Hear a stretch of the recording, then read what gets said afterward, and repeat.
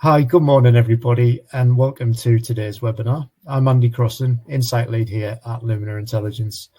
I'm pleased to be showcasing insight to you today on the now and next for forecourts in the UK. Now, this is nicely timed as this comes just as we're imminently releasing a full report on forecourts. Please watch out for further communication on that and speak to your Lumina contact if this is of interest. I'll be providing some tasters of that report today, especially later on in the presentation, so you'll get to see firsthand what the kind of insights that we get to within it. Now, the insight we'll explore today predominantly utilises bespoke surveys which we conducted, talking to a sample of 1,000 drivers, therefore consumers, and 60 operators too. Now, this is informing us on future wants and needs within forecourts and the outlook for the future of the channel, really. We've done this a couple of years in a row now, so with year-on-year views, we'll be able to show you how this is changing and evolving. And I'll be showing splashes of our convenience tracking program insight here as well to blend everything together. We'll look at the effect that moves to electric cars, electric vehicles is having, and specifically look at the convenience store as part of the forecourt. We'll cover a variety of topics today. First of all, thinking about EV, so the effect on the market, market conditions and challenges,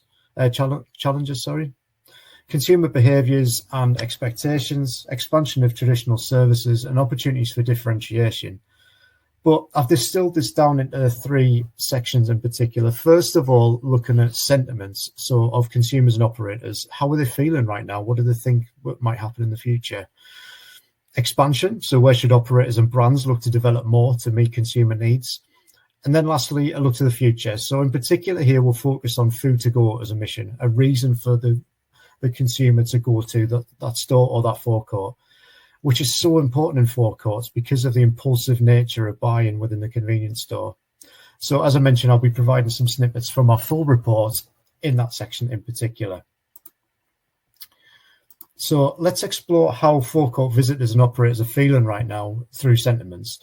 What are the trading conditions? How are they feeling about it? What are they like currently, and how they'll look to develop in the coming years? We'll start through examining thoughts on EV, which is the key driver of how forecourts will look in the future, before drilling into the all-important area of the convenience store itself. It's important to note that everything that's happening in the industry right now is built on a backdrop of legislation, which is driving evolution in it. Now, you might have seen in the news that a ban on selling new petrol and diesel cars will still come into effect in 2030, but manufacturers will now have more flexibility on annual targets and face lower fines. This was announced by the Prime Minister a couple of weeks ago, and hence the news story on the right-hand side there. Now, no doubt the sector will continue to evolve, though. An example here being BP Pulse brand, which is on the left-hand side of this picture. I visited a fully converted EV forecourt, no petrol pumps whatsoever, only EV chargers, which sports an upgraded convenience store through M&S and wild-bean facilities for consumers, i.e. the bakery cafe. So more on this example later, but this shows for now the progress the big fuel companies are making in terms of adjusting and evolving to the overall goal here of the government to move towards EV.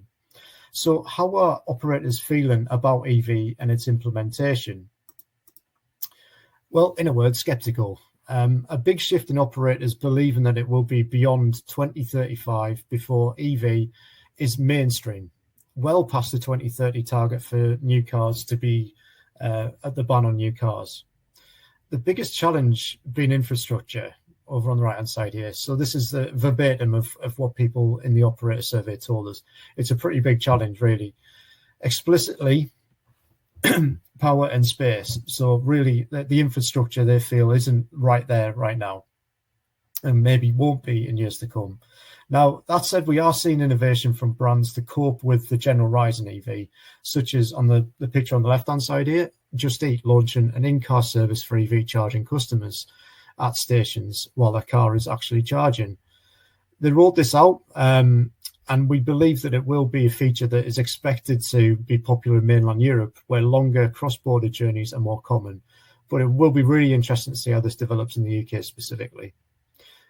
Now, with this in mind, in all, how are operators feeling about the here and now? Well, concerns from the autumn budget have put pressure on businesses. Overall market sentiment has become, well, let's say neutral. It's a bit unknown. So what we see in the middle here is that the biggest uptick in the way people are feeling, how operators are feeling, is in that neutral zone.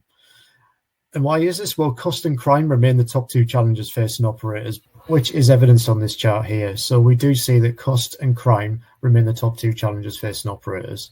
And as I say, both increase in importance to year on year.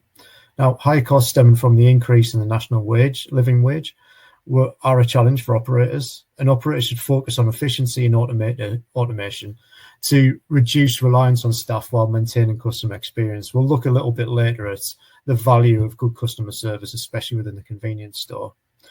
And attracting and keeping high caliber staff and alternative fuels are the only significant falls we see in this question year on year. So what, in your view, are the most important businesses challenges facing your company currently? We do see a fall in keeping high caliber staff and alternative fuels. But what about the future?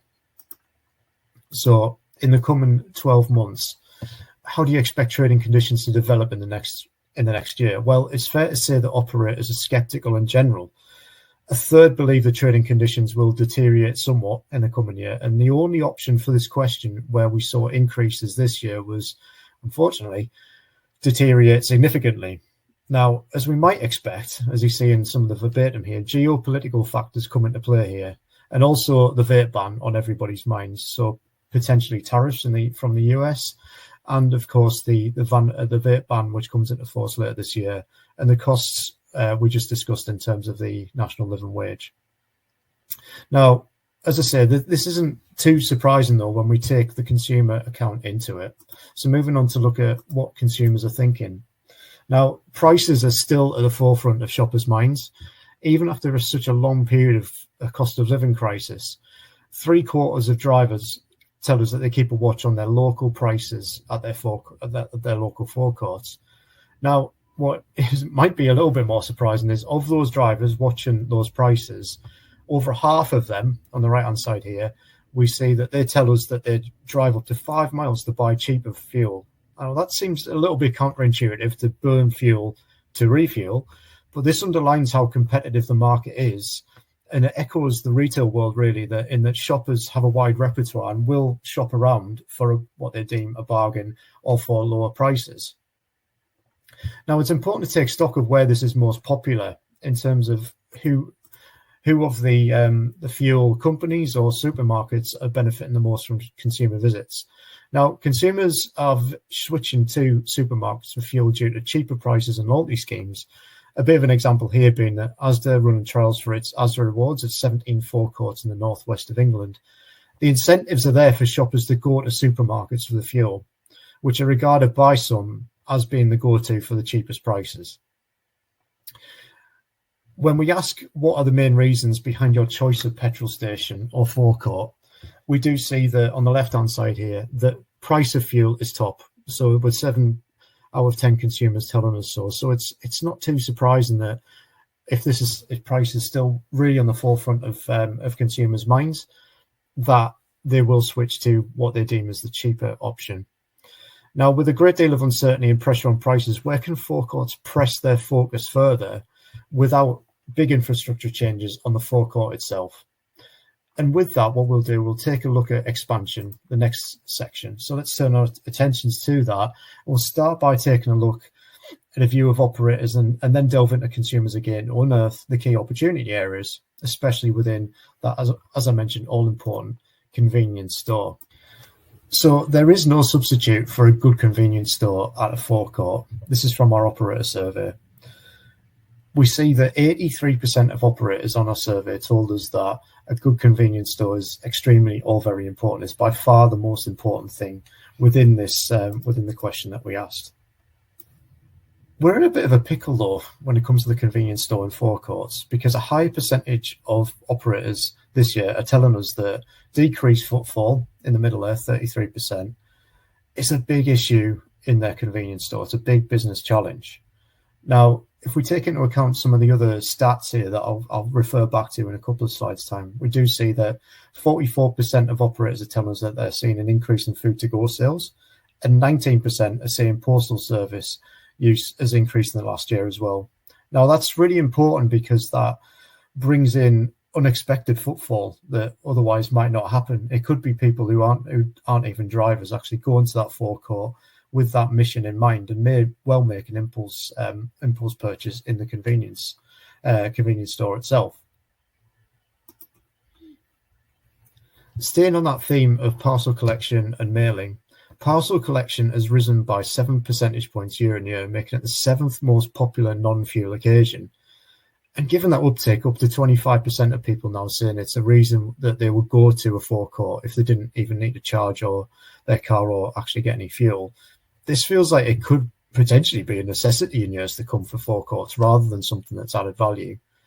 Again, however, what we do see is hot food and coffee is really prominent within this as a reason to stop at a forecourt without wanting to fuel or charge a car. So reflecting what operators believe, focus on the convenience store itself will be vital. We're seeing, for instance, laundrette facilities pop up more and more in forecourts too, as a bit of an example that goes hand in hand with more services. Now, food to go, and I'll talk about this in much more detail, is a key driver in how consumers perceive and forecourts and their experience within them. As I mentioned earlier, there really isn't any substitute for a good convenience store. And within this question of what services would you like to see more of in forecourts, consumers tell us that the convenience store is even more important than pay for pump. And being a relatively new parent that I am, I know all too well how important that can be when trying to not disturb a sleeping child at a forecourt specifically, and not having to take them out of the car to pay for the fuel. Now, interestingly, valeting is increasing in importance too, perhaps not surprising given the crackdown on illegal car washes, but this in turn can increase dwell time for customers. So this is a far less risky strategy for operators to concentrate on than, for instance, bringing in pay at pump, because pay at pump means that the likelihood of going into the convenience store is obviously lessened because you're actually just paying for the fuel there and then. But with prices in mind, and great food to go being so important here, what have we seen in terms of innovative ideas to drive footfall? One being a nomination for the Earthshot Prize, Gander. They partnered with the C-Store Collective to bring waste-reducing technology to forecourts. The platform displays all reduced-to-clear food on the shelves in their local store to reduce food wastage and entice consumers with lower real-time prices. So we talked a little bit about prices earlier on and how that is really still top of mind for consumers when they're visiting forecourts, and this type of technology really helps with it. So operators using this technology are able to expand their locally supplied perishable stock as well, such as cream or soft fruits, knowing they are less likely to be left unsold. Providing choice and quality for the consumer sustainably, like this example, and driving footfall for the store is really important.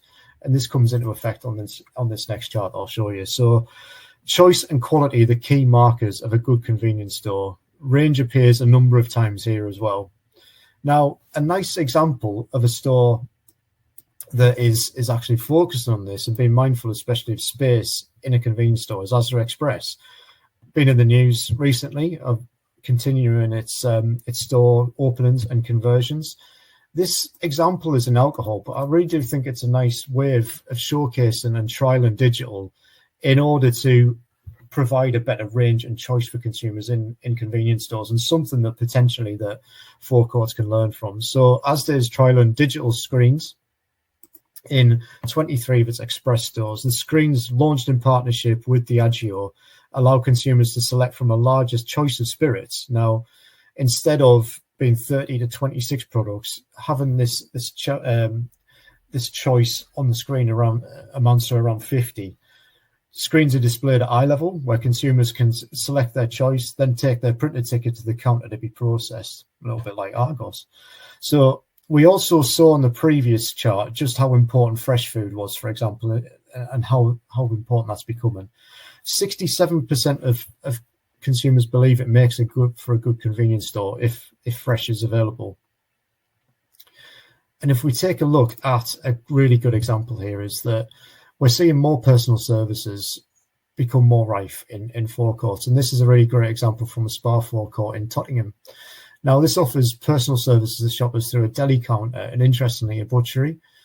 when I was at the Forecourt Summit only a couple of months ago, I did see a lot of examples of butcheries in particular, and just how effective they are in bringing footfall into forecourts, because it really makes it a retail destination in the end.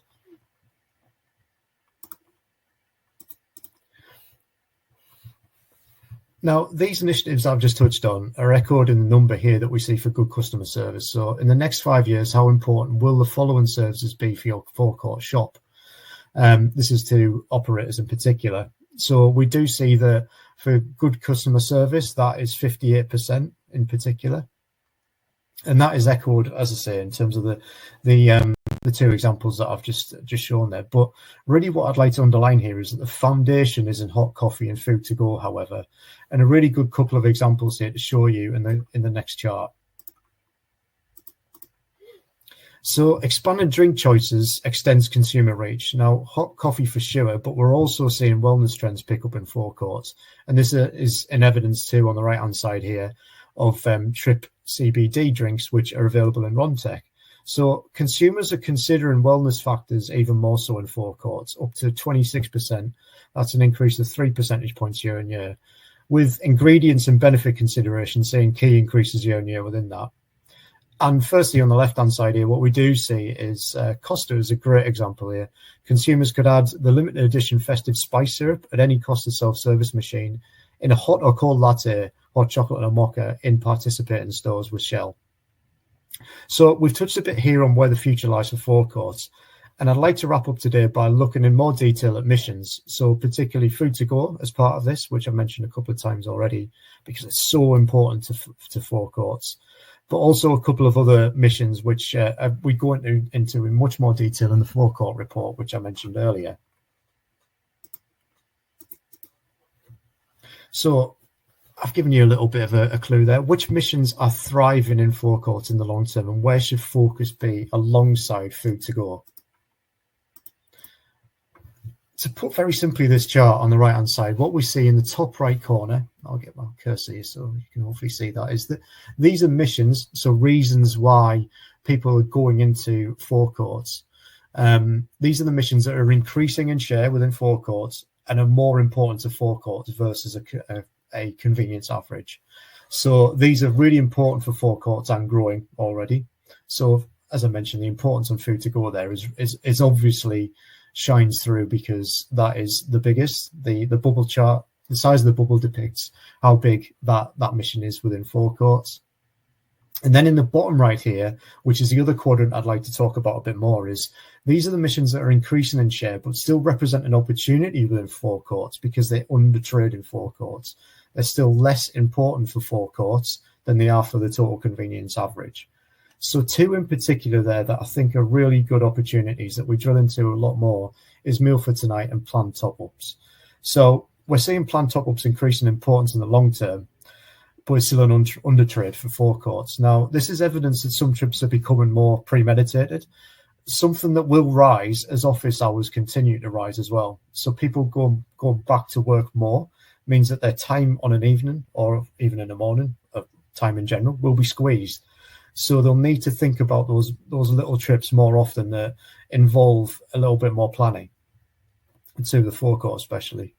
And Meal for Tonight too, that this mission is again something that will increase in importance as consumers' time becomes a bit more squeezed, and we drill into this more in the report itself. For the time being, what I'd like to leave you with is a couple of slides on food to go specifically, and thinking about how we can activate better, whether it be for a retailer or thinking about the messaging that really resonates with consumers when they're on a food to go mission in a forecourt. So forecourt food to go shoppers love to treat themselves. On the left hand side here, we look at the occasion purchase for within food to go missions. So we see that as a treat in a forecourt is 35%, and that is higher than the food to go average across all convenience. And something else that is really, really high in terms of an over-index here is adult lunches. So this is a key area for development too. And on the right-hand side here is a great visual example from the BT Pulse forecourt that I mentioned earlier. So what we do see, this is really interesting to me, is that a bakery on the right-hand side, the pictures on the right-hand side here, this is right by the front door. Now, this has worked so well for Lidl in particular in retail. They've become the #1 ISB, in-store bakery retailer recently by really pushing that and linking it to their loyalty scheme as well. And what they unashamedly say, I've heard a quote from them before, is that where they can, they put it right next to the front door. And this works so well in my local Lidl, actually, down in Richmond, because I can say for sure that I can never go in there without being tempted. It's not a visit goes by without me buying a donut. So that's a little bit of an example for myself, but this is something that I really do think is quite key here because of the smell, the actual aroma that accompanies ISB at the front of a store can really be quite tempting for shoppers on that food to go treat in mission.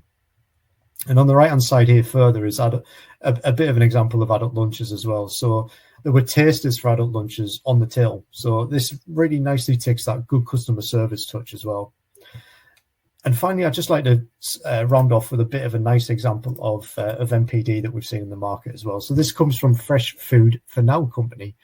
Now, these recent launches in savoury bars are alternatives to traditional sandwiches and lunch options. The buffet bar and Scotch egg bar allow for convenience on the road, incorporating a picnic into one bite.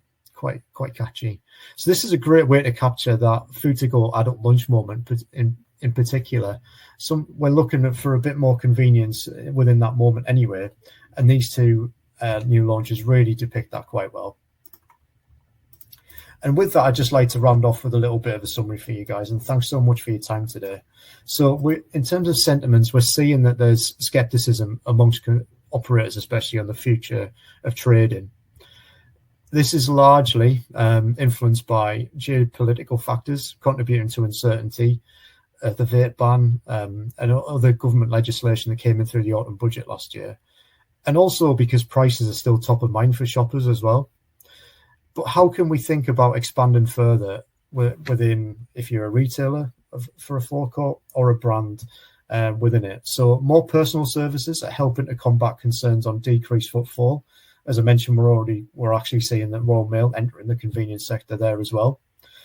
But there is no substitute for a good convenience store, and food to go is an integral key part of that foundation in particular.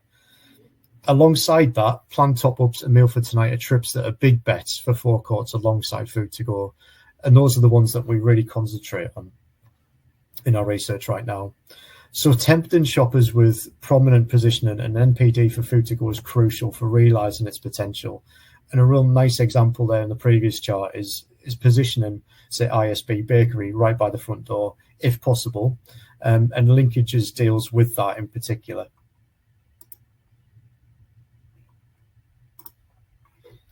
And with that, I'd like to say, again, thanks so much for your time today. And please do get in touch if you have any questions or queries on today's content or on our full report that I've given a few tasters of today and have talked about a little bit too. So I wish you all a brilliant day, and thanks again, and hope to see you soon. Thanks. Bye.